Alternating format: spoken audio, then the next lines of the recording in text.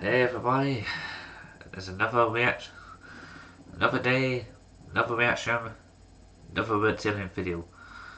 That's about another reptilian video. This one is top 10 things you should know about the reptilian conspiracy theory. It's another reptilian video, baby! Yeah! Yeah, and this video is by TopTenz with a seed. And the link to this original video in the description box. And I don't know what, but I'm starting to do a lot of reptilian videos now, as you don't noticed. It's because the original reptilian reaction video I did a number of months back in August 2019. That video has actually gone like more than 600 views now. And I'm actually quite surprised about that. And that's actually the reason why I'm recording and editing a lot of reptilian type reaction videos. And I hope YouTube doesn't take down these reptilian videos, well, reaction videos. And just a brief disclaimer, these are just theories, okay? These are just theories, nothing more. So please don't take it out on me. This is the only theories that some people have, and these theories are not necessarily proven to be true, to my knowledge. I just wanna say that now, just to be clear, just so you lot are in the know. Anyway, let's once again, the link to the original video is in the description box if you want to watch this original video on TopTenz YouTube channel.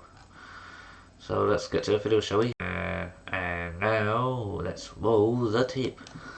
Hello, I'm Simon Whistler. You're watching TopTenz Net, and in the video today we've got a weird one for you. It's the top 10 things you should know about the reptilian conspiracy theory.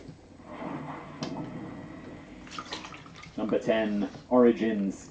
There are two schools of thought on where the reptilians came from. Some believe they evolved here on Earth, left Earth, and then mastered intergalactic travel, and then returned millions of years later. Others believe their home planet is in the Draco constellations. Supposedly they came to Earth thousands of years ago and shared the Earth with... Can they breathe fire? That's one thing I really want to know. Can they breathe fire? people.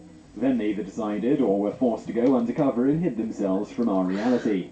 They also started to interbreed with humans by altering our DNA, similar to the way that people alter computer code. The altering of our DNA had a twofold effect. They altered our DNA so we don't use our brain to its full capacity, putting a limit on our consciousness and making us easier to control. As evidence, some people point to the fact that we have reptile genes within our brain. In fact, the reptilian brain is the oldest of the three parts that control our brain. The second is that people with reptile DNA in them can be possessed by reptilians who live outside our realm of awareness in the lower fourth dimension.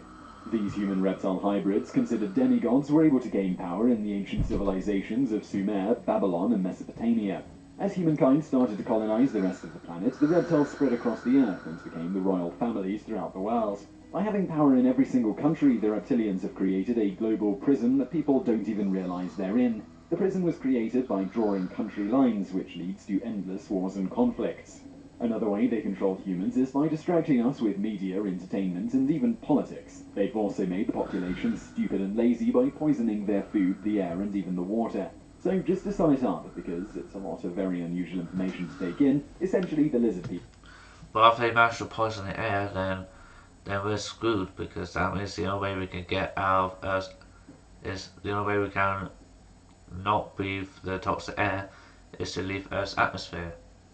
And last time I checked, none of us are like Freezer and from Dragon Ball Z, whereas we could survive in space without oxygen. People altered our brains to limit their ability. They installed most, if not all, world leaders throughout history. Those leaders in turn contributed to all major historical events. Finally, for thousands of years, they've been poisoning humans. And all of this was done to ensure that they control humankind. So, right off the bat, the answer is yes. In this video, we're taking a drive to Crazy Town. Enjoy the ride. Number 9. The Reptilian Hierarchy. According to... Well, I was going to say, with that whole Crazy Town thing, I was going to say, I've already been to I've already been to Crazy Town. Not a bad place. I even been to Lazy Town. That's fucked up. And by Lazy Town, I don't mean that stupid TV show. If anybody's gonna ask.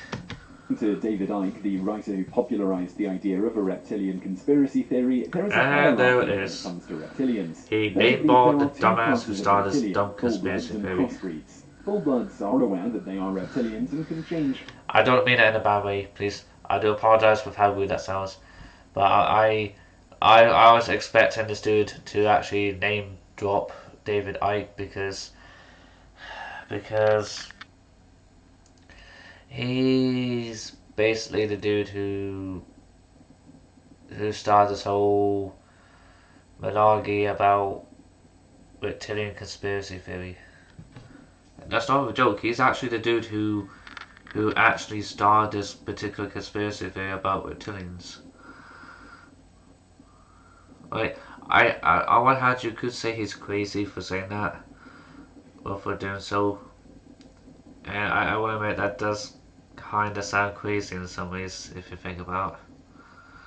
But on the other hand, it may not necessarily be as crazy as you think, because like you gotta bear in mind, the dude has actually gotten like millions and millions of.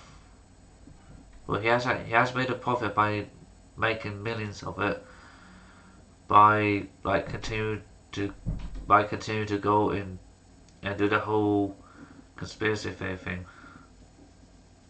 Because like ever since he became a conspiracy theorist, sure he may have lost like a couple of grand in the first few years, but ever since then he basically managed to make it actually paid off, because he actually made millions now. So I think he's now a millionaire, I'm guessing. Unless I'm mistaken. I don't know. I would have to Google search to find out.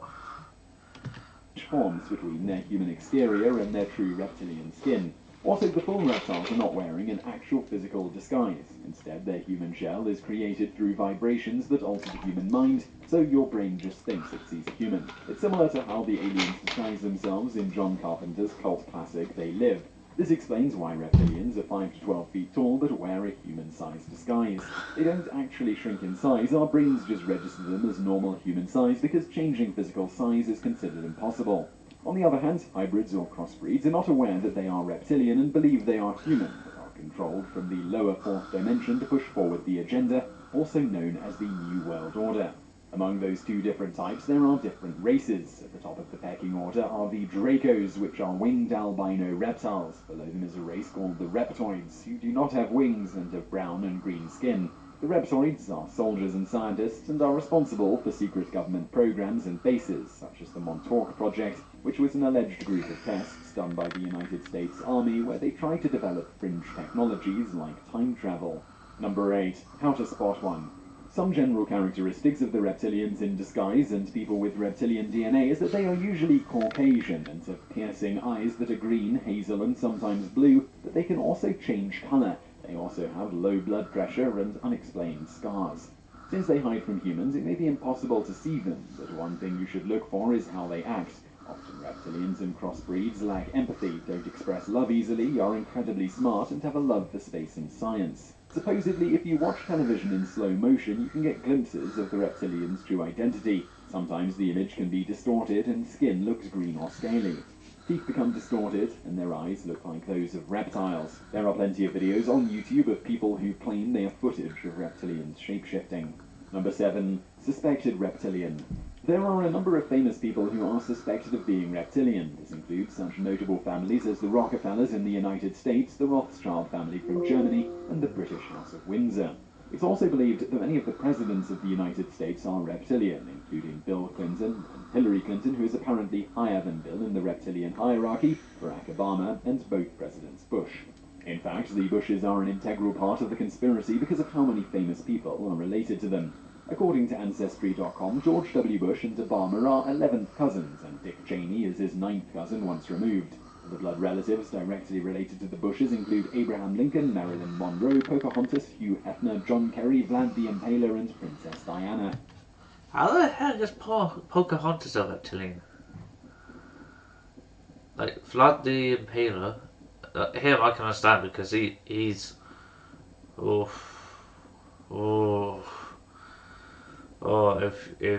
y'all would have to do you lot are gonna have to do like some research on Vlad the Impaler.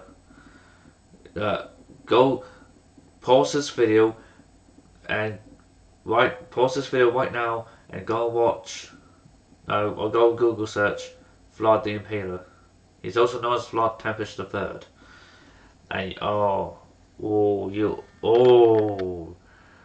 yeah, and then come back to this video because oh my lord, you have no idea how gruesome his story is. He's actually the inspiration for. He's the one that inspired Bram Stoker to write his Dracula novel.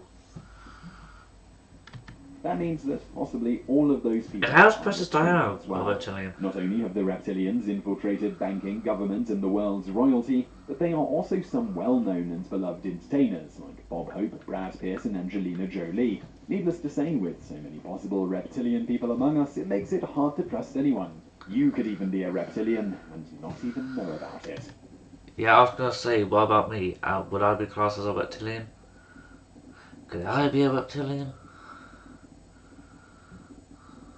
Because there's a lot of video footage of me where I show myself on camera in the form of let's plays and reaction videos. So in one of those videos, you could very well notice I might be one of these reptilian people by my eyes, man. By my eyes could give it away. Y'all can see in my eyes if whether or not I'm a reptilian. I don't think I am a reptilian. I bet somebody's probably just gonna take like a still image of my face and edit my eyes to make me look like a fake reptilian. Number 6. Or some shit like that. Blood is very important to the reptilians. For one thing, they apparently consume it. They also eat parts of human brains and apparently prefer children because they aren't as full of poison as adults. Besides just eating our blood, bloodlines are also an important feature in the reptilian conspiracy. You can supposedly tell if someone is reptilian by tracing their bloodlines. It's believed that around 4800 BC, the crossbreeds emerged from the mountains of Turkey, Iran, and Kurdistan, and started the early civilizations of Sumer, Egypt, Babylon, and the Indus Valley. This explains how humans became civilized and accomplished some amazing things. The crossbreeds kick-started them. Thanks, lizard overlords! From those civilizations, humans began to migrate and the reptilians went with them. So Ike claims that all the bloodlines of the supposed reptilian people listed above can be traced back to that area. Ike also says that there are markers in some people's physical blood as well. He points out that from the area of the world where the hybrids originated, there are more people with an incredibly rare blood type called Rh and Rh negative. Other than just being rare, when a baby is born with Rh blood, their skin turns blue. This is supposedly where the term blue blood comes from. Number 5. The Bible. As proof that the reptilians do exist, David Icke points to a number of passages in the Bible. One of the most famous stories is the fall of man. In Genesis, Adam and Eve are cast out of the Garden of Eden because Eve was tempted by a serpent. Icke argues that this represents a change in human and reptilian relationships. According to Icke, reptilians used to walk the earth and humans were aware of their existence. But, as we mentioned at some point, they went underground and hid from humans and started the crossbreeding process. That moment when they went undercover is called the Schism, and that is what the story of Adam and Eve represents. Besides the story of Adam and Eve, another biblical passage that supposedly references the reptilians is Genesis chapter 6, verses 1 through 4, which reads, When human beings began to increase in number on the earth and daughters were born to them, the sons of God saw that the daughters of humans were beautiful, and they married any of them they chose. Then the Lord said, My spirit will not contend with humans forever, for they are mortal. Their days will be 120 years. The Nephilim were on the earth in those days, and also afterward, when the sons of God went to the daughters of humans and had children by them. They were the heroes of old, men of renown. Ike says that this is again evidence of the interbreeding. Nephilim is an ambiguous term, but it is commonly believed to mean those who have descended, or the fallen ones, leading people to believe that Nephilim are fallen angels or greater beings. Ike believes that they were actually reptilians who interbred with the daughters of humans, and then their offspring became the hybrid human reptilians. Finally, in the book of Revelation, Satan is described as a serpent and a dragon, and he is cast down to earth with his angels. Ike believes that this is a Draco and his reptoids. Of course, this theory only works if you believe in the Bible, but what's interesting is that the Bible isn't the only ancient source where there are stories of reptiles. Yeah, there's actually other cultures. Number 4. Yeah, I was gonna say there's actually other cultures that have like their own stories on reptilians. Like you got the Egyptians. They have like their own. They got like their own. In a sense, like their own form of like reptilians in their in their beliefs. The only one I can remember off the top of my head would be Sebek, who's the crocodile god of the Nile.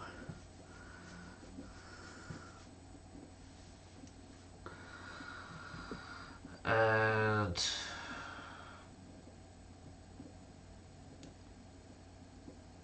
I think in China and or Japan, I think they have like their own.